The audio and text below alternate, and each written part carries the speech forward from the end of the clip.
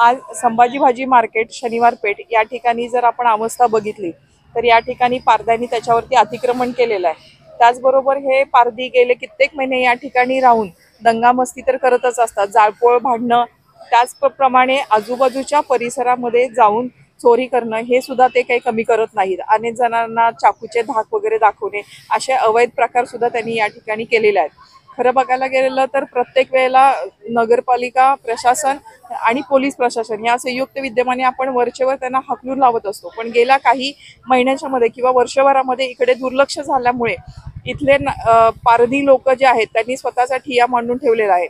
इथं जी भाजी मंडई भरत होती ती भाजी मंडई बंद झालेली आहे आणि आजूबाजूच्या नागरिकांच्या मध्ये भयभीत वातावरण झालेलं आहे।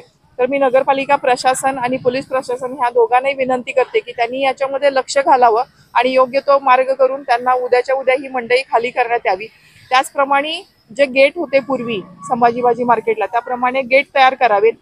ज्या फोर व्हीलर गाड्या या ठिकाणी येऊन थांबलेल्या आहेत किंवा लोक त्याचाही गैरवापर करत आहेत, एवढी मोठी वास्तू नगरपालिकेची असताना देखील त्याच्याकडे दुर्लक्ष होणं हे खरं तर दुर्दैवाचं आहे।